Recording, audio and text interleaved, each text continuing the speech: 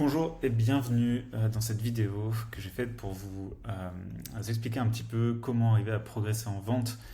L'idée c'est de vous faire vraiment un processus que moi j'utilise, j'utilise avec mes clients aussi, qui va vous permettre de faire plus 20, plus 20%, plus 50% sur vos ventes, voire plus 100%. Franchement, c'est possible de faire du x2, x3. En tout cas, moi c'est ce que je vois avec mes clients qui utilisent ce processus-là. Donc c'est assez simple et surtout je vais vous montrer exactement à la fin quelles questions vous devez vous poser à vous-même pour arriver justement à avoir ce type de résultat. Donc restez bien jusqu'au bout puisque véritablement à la fin je vous dévoile exactement euh, le processus pour arriver justement à doubler ou tripler vos ventes. Donc avant ça, je vais vraiment reprendre depuis le début toutes les étapes que vous devez valider à partir du moment où vous commencez à vendre et que vous dites ok, là j'ai pas les résultats que je veux ou j'ai les résultats que je veux mais je veux être meilleur. En tout cas, je veux progresser en vente. Donc par où il faut passer tous les points à valider et puis à la fin, comme je vous l'ai dit, le processus qui va vous permettre justement d'y arriver concrètement une fois que tout ça c'est validé. Donc on commence par là. Donc comment progresser en vente? On va commencer par la partie pratique. Ok, la partie pratique c'est hyper simple. C'est comme dans tout, bah, il faut connaître les bases. Et donc les bases en vente c'est les stratégies et les processus. Processus de vente, processus de préqualification des leads, processus de follow-up aussi, bien évidemment, ça fait partie. Mais bon, en gros, connaître toutes les stratégies, tous les processus à l'intérieur des appels de vente, mais aussi autour des appels de vente, à partir du moment où le call est booké jusqu'au moment du close. Ok, donc ça c'est la base. Processus et stratégie, il faut absolument tout connaître. C'est pas, j'ai refait un petit point juste après sur le processus à l'intérieur de l'appel de vente, mais on va pas aborder ça ici. Franchement, il y a déjà plein de choses qui existent sur ce sujet-là. Peut-être je ferai une vidéo là-dessus, mais il y a déjà pas mal de choses là-dessus. Mais en tout cas, c'est la base. Ok, on maîtrise son processus. Donc, ensuite, une fois qu'on connaît son processus, on fait des appels, et donc là, c'est l'expérience. Okay, faire des appels pour éprouver son processus et pour être à l'aise avec son processus. Et ensuite, bien évidemment, réécouter ces appels de vente pour pouvoir voir, ok, est-ce que j'ai bien suivi mon processus? Est-ce que j'ai bien posé toutes les questions? Est-ce que j'ai bien coché toutes les cases? Et du coup, est-ce que l'objection que j'ai eue sur mon appel de vente, elle était prédictible, prévisible, en tout cas au vu de l'appel que j'avais fait, la partie découverte que j'avais fait avant. Si c'est le cas, c'est que vous avez un trou dans votre raquette, un problème dans votre processus. Donc à ce moment-là, c'est que vous devez déjà commencer à boucher les trous. C'est-à-dire à chaque fois que vous avez des objections et que ces objections-là ne sont pas anticipées avant, vous devez poser les questions dans votre appel de vente pour pouvoir anticiper le type d'objection que vous avez. Ok, donc une fois que vous faites ça, normalement vous maîtrisez votre processus. Donc le processus dans l'appel, je l'ai fait en mode rapide en quatre étapes, mais en gros c'est la découverte, ensuite vous pitchez, donc vous faites votre offre, ensuite vous gérez les objections, puis enfin il y a la phase closing. Ok, donc c'est ça votre processus, bien évidemment à l'intérieur du processus on pourrait détailler, mais encore une fois c'est pas l'objet de cette vidéo.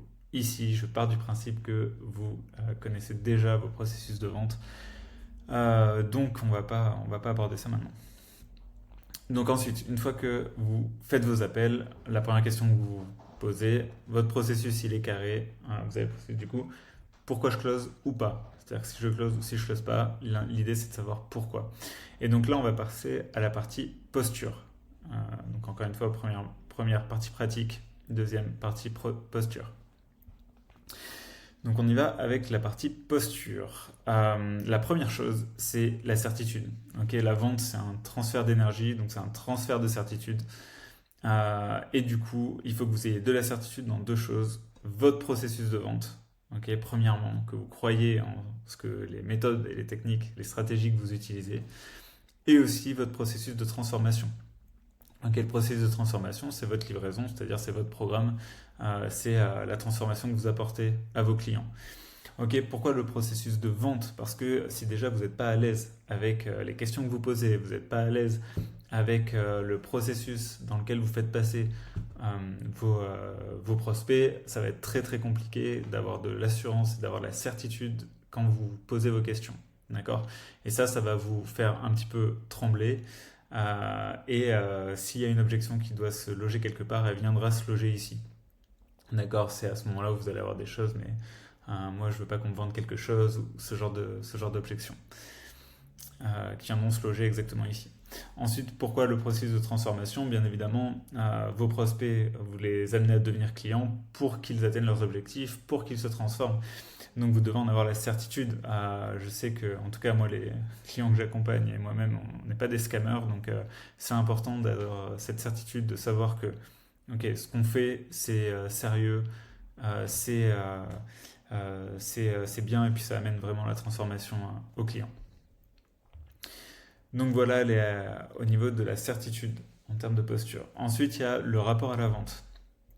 Si vous n'avez pas la certitude là, c'est impossible d'adresser votre rapport à la vente. J'aurais pu mettre rapport à l'argent aussi. Les deux sont souvent liés. Mais en gros, la croyance que vous devez avoir à cet endroit-là, c'est ce n'est pas éthique de ne pas vendre. Okay, parce que vous pourriez aider des personnes qui en ont besoin. C'est comme si, imaginez, vous aviez la solution miracle à un énorme problème, et vous la gardiez pour vous, juste parce que vous avez peur de la présenter aux autres et de l'offrir aux autres. C'est pas éthique. C'est-à-dire que si, imaginons, il y a plus d'eau, tout le monde est en train de mourir de soif, vous avez un puits qui est illimité d'eau, mais en fait, ça serait pas éthique de garder l'eau que pour vous, alors que techniquement, vous pourriez en donner à tout le monde. D'accord? C'est un petit peu ce même principe-là. Bien évidemment, vous avez l'eau, vous allez la proposer, vous allez l'offrir aux gens. Ok? C'est très important. Ok, ensuite, le dernier point par rapport à la posture. Donc, une fois que vous avez vraiment la certitude que ce que vous faites, c'est génial, que votre processus de vente il fonctionne, que votre rapport à la vente il est ok, ce que j'ai, c'est unique, il faut vraiment que les personnes aient accès à ça parce que ça va vraiment changer leur vie. J'en ai la certitude, j'en suis sûr. Du coup, vous êtes prêt à vendre. À partir du moment où vous êtes prêt à vendre, il y a une dernière partie qui est le rapport à l'autre. C'est-à-dire que quand tout ça c'est validé, bien évidemment, encore une fois, la partie pratique est validée, c'est-à-dire que toutes vos stratégies et vos méthodes, vos processus sont éprouvés, sont OK. Quand vous avez tout ça, il ne reste plus qu'une chose, c'est l'inconnu. La seule inconnue qui reste, c'est sur quelle personne je vais tomber. Okay, donc là, c'est votre rapport à l'autre. C'est un petit peu la roulette russe, entre guillemets, quand vous rencontrez quelqu'un. Et du coup, l'idée, c'est vraiment de se dire que comment je fais pour maîtriser cette dernière partie par rapport à ma posture, parce que je peux avoir quelqu'un qui me déstabilise en face. Et ça peut faire perdre des ventes. Alors que en réalité, il n'y a pas de raison que ça vous fasse perdre des ventes. Donc, la première question que vous pouvez vous poser, c'est pourquoi je tombe sur ce type de prospect? Imaginons je ne close pas, je vois qu'il y a souvent un truc déjà à repérer par rapport à ça, c'est que souvent il y a des patterns.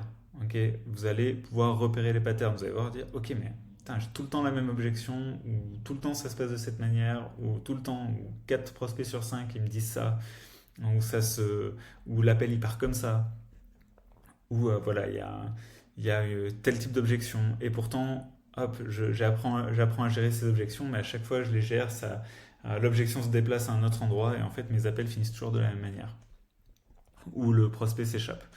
Ok, premièrement, ça peut être le marketing. Vous allez voir, à chaque fois, moi je procède de cette manière-là, c'est-à-dire comme dans cette vidéo, dans ce processus, je pars d'abord sur qu'est-ce qui se passe du côté pratico-pratique. Pour la vente, est-ce que déjà tes processus sont bons? Est-ce que ton pitch est bon? Est-ce que ta gestion des objections est bonne? Voilà, c'est le premier point. Là, c'est pareil, c'est le marketing. Encore une fois, là, le marketing, c'est pas vraiment le sujet ici. Donc on va passer, mais on estime que le marketing est bon, c'est-à-dire que les personnes qui viennent, c'est des personnes qui pourraient devenir clients. Très souvent, moi je le vois avec mes clients, souvent c'est le cas. Souvent c'est les bonnes personnes, mais c'est simplement elles sont soit pas dans le bon état d'esprit, ou soit il y a quelque chose qui bloque. En fait, on sait pas trop ce que c'est. Et tout ça, on peut le changer. Du coup, partons de l'hypothèse que c'est pas le marketing. Donc là, pour aller plus loin, j'ai un bon marketing qui attire les bonnes personnes, j'ai les bons processus de vente, j'ai la certitude que ce que je fais et que mes processus sont bons, que ma livraison est bonne. Du coup, je sais que c'est essentiel de vendre, c'est-à-dire que les gens ont besoin de ce que j'ai, que ce que je propose, c'est unique. Donc, j'ai pas peur de vendre. Ok, donc j'y vais. En fait, c'est juste ça. C'est le rapport à la vente. C'est à un moment donné, je me lance et j'y vais. Ok. Une fois que j'arrive là, tout ça, tous ces points sont validés et que ça close pas, ça se joue à cet endroit-là. Ok, c'est que ça se joue à cet endroit-là. Et donc là, c'est le processus dont je vous parlais au début qu'on va aborder et qui va vous permettre justement de pouvoir mettre en place ce processus-là pour vous, vous poser toutes les bonnes questions pour pouvoir ensuite trouver les solutions en fait entre vos appels de vente et du coup améliorer votre taux de conversion comme ça. Moi, ce processus-là, je l'utilise depuis, j'ai commencé la vente il y a 5 ans. Je passe de faire, au début, j'ai appris, je me suis formé je pense que j'ai fait 5 ou 6 formations closing américain, français, bref. J'ai un peu vu tout ce qui se fait en termes de stratégie et tout. Et à un moment donné, je me suis retrouvé bloqué et j'ai compris que ça se jouait ailleurs. Donc c'est pour ça que j'ai créé ce processus-là. Et moi, j'ai des équipes de vente. Et dans mes équipes de vente, j'étais toujours passé par ce processus-là pour trouver les solutions et augmenter les taux de conversion. Euh, et du coup, pareil, augmenter les taux de conversion, le cash collecté, enfin bref, il y a tout qui marche là-dedans. Et aussi, maintenant avec mes clients, c'est exactement ce processus-là que j'utilise directement et on a des résultats qui sont quand même hyper cool. Du coup, pour utiliser ce processus, il y a 2 hypothèses de travail qu'il faut avoir. Ok. Les 2 hypothèses que moi j'utilise, c'est que notre vie est le reflet de qui nous sommes. Ok. Notre vie à l'extérieur, c'est le reflet de qui nous sommes. Exactement. C'est-à-dire qu'on a exactement la vie qu'on mérite. Exactement. Notre vie, c'est le reflet de qui nous sommes. Donc tout ce qu'on n'aime pas dans nos vies, c'est nous. Tout ce qu'on aime dans nos vies, c'est nous aussi. Donc ça, c'est cool. On est responsable d'absolument tout ce qui se passe dans nos vies. Donc, lorsque je rencontre telle ou telle personne dans un appel de vente, je me rencontre. Ok, je me rencontre. Là, je ne vais pas développer parce que ça pourrait vraiment être très très long de développer chacune de ces 2 hypothèses. Donc, je vais juste les énoncer. Mais en gros, ce qu'il faut comprendre, c'est ça. C'est que chaque personne que je rencontre, c'est pas un hasard. Il y a 0 hasard. Si je rencontre cette personne, c'est parce que je me rencontre à travers elle et que j'ai besoin de me rencontrer à travers elle pour pouvoir passer au niveau supérieur. Et ensuite, la deuxième chose, c'est la deuxième hypothèse de travail, c'est que nous nous définissons par rapport aux autres. Comment je sais que je suis grand parce que j'ai vu des petits? Comment je sais que je suis brun parce que j'ai vu des blonds? Comment je sais que je suis gentil parce que j'ai vu des méchants? Comment je sais que je suis méchant parce que j'ai vu des gentils? Ainsi de suite. Ok. On passe son temps à se définir par rapport aux autres. S'il n'y avait pas les autres, on ne pourrait pas se définir. Ça serait impossible de se définir. D'accord? Et donc ça, c'est extrêmement important à comprendre. C'est quelque chose qui est normal. Okay, c'est normal qu'on procède de cette manière-là. C'est notre manière de nous définir, de trouver notre identité. Donc si jamais vous voulez aller, je fais une petite pause, si jamais vous voulez aller plus loin déjà pour comprendre ces hypothèses de travail, parce qu'en réalité j'en utilise plein, mais c'est vrai que ces 2 hypothèses-là, pour la compréhension du processus, sont essentielles. J'ai créé un groupe school gratuit dans lequel justement j'ai fait des modules de formation, je crois qu'il y en a une dizaine à peu près, dans laquelle j'explique tout ça en fait. Vraiment là, je détaille d'où ça vient pour vous montrer que ça vient pas de nulle part, que tout ça c'est backé de quelque part. Donc si vous voulez, vous avez juste à cliquer, je pense que je vais mettre le lien du groupe School dans la description de la vidéo.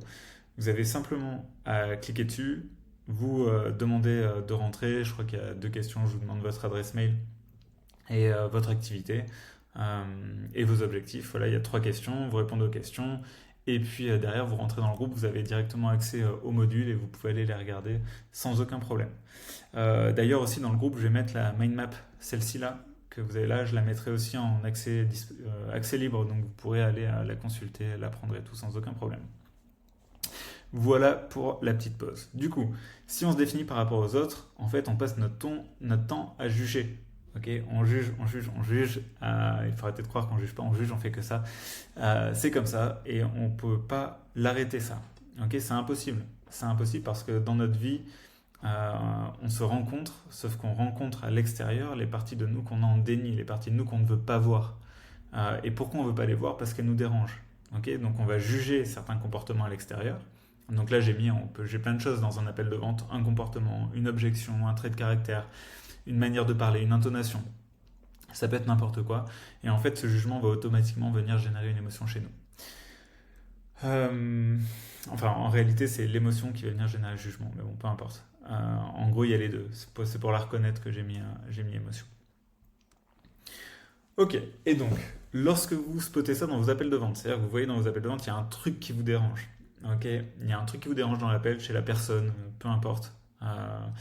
Il y a un truc, quoi. Vous sentez un truc. Ok, à ce moment-là, vous devez vous poser la première question du processus qui est quelle énergie ou intention soutient ce que je juge. C'est-à-dire que, imaginons vous jugez un comportement. Euh, euh, je sais pas, une personne qui va vous dire quelque chose que vous jugez de déplacé. Ce qu'il faut comprendre, c'est pas de se dire, ok, ben en fait, la personne, elle se permet de faire ça ou de dire ça, moi jamais je dirais ça. Ok, bien évidemment, moi jamais je dirais ça. Donc, en fait, ce qui, euh, ce que vous devez voir de vous-même dans la personne en face de vous, c'est l'énergie ou l'intention qui soutient ce comportement. C'est-à-dire pourquoi la personne fait ça. Pourquoi elle va vous dire ça de cette manière-là. Pourquoi elle va avoir cette intonation. Pourquoi elle va avoir cette objection. Ok, c'est vraiment ça qu'on cherche. C'est l'énergie qui s'en sert, d'où ça part. Qu'est-ce que la personne, elle veut me transmettre à travers ça.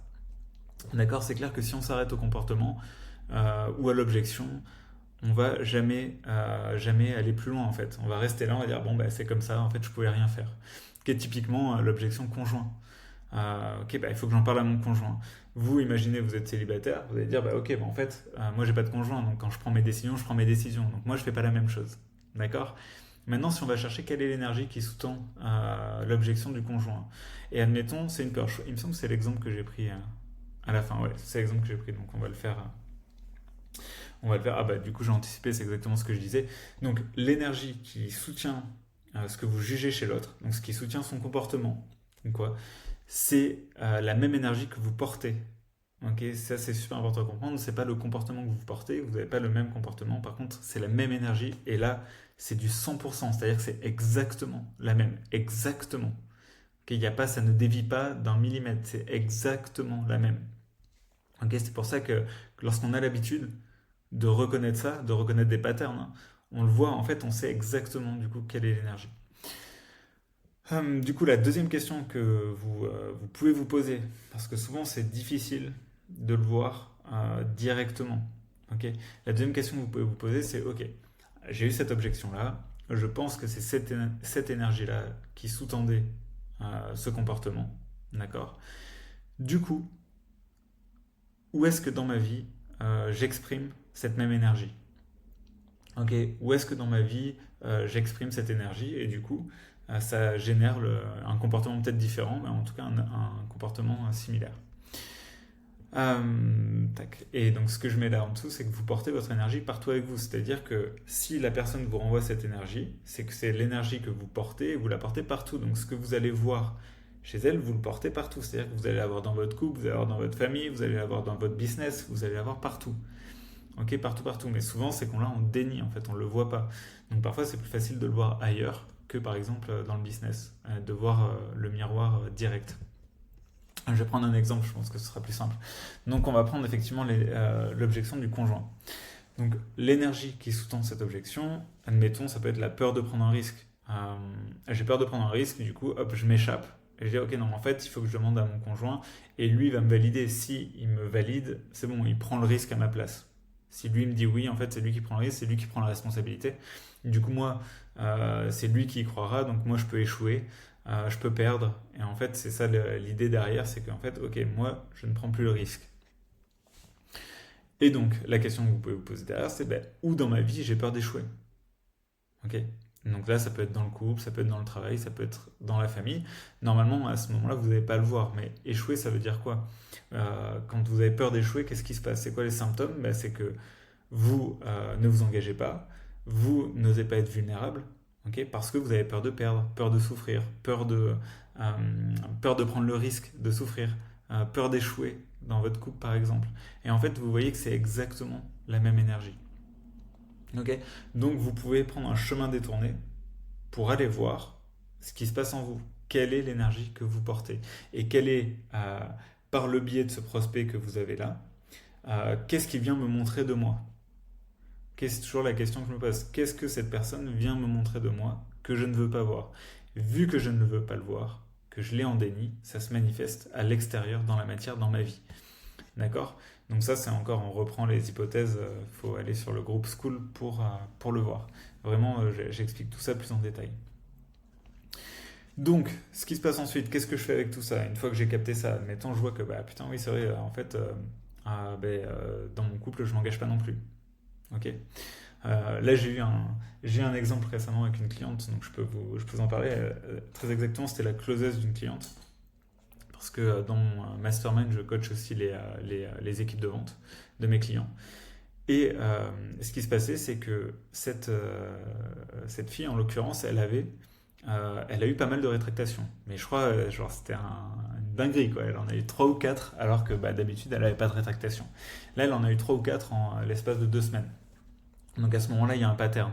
On voit qu'il y a quelque chose qui se répète. Donc elle vient, elle me dit, putain, j'en ai marre, j'ai eu 4 rétractations, au point que je suis allé voir l'entrepreneur avec qui elle travaillait. Elle est allée la voir, elle a dit, écoute, moi j'arrête, j'en peux plus, c'est la goutte d'eau qui fait déborder le vase, je pars. Ok, donc bon, après, elles ont parlé, au final, elle n'est pas partie. Et en fait, le miroir, c'était quoi? Ce qui se passe, c'est que elle a des personnes qui s'engagent puis qui derrière se désengagent. Donc c'est des personnes qui s'engagent, qui ont peur. Okay, l'énergie qui sous-tend le fait qu'elles se désengagent, c'est qu'elles ont peur. Okay, peur, ça peut être n'importe quoi, hein. Peur de réussir, peur de n'importe quoi, on s'en fout. Et du coup, elles se désengagent. Et donc là, le miroir, il était vraiment parfait avec elle, puisque c'est exactement ce qu'elle faisait. C'est-à-dire que elle s'engage avec l'influenceuse, elle y va pour closer. Elle close, il y a des rétractations, ça lui fait peur, et du coup, elle se désengage.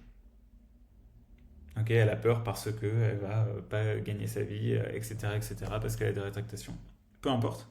Ok, mais elle se désengage. Et en fait, c'est le même mouvement, engagement, désengagement. Et donc la solution pour elle, c'est de faire quoi? Déjà, c'est de voir ça. Ok, de prendre conscience que le comportement qui la saoule chez ses clientes qui s'engagent et se désengagent, c'est exactement le même qu'elle a.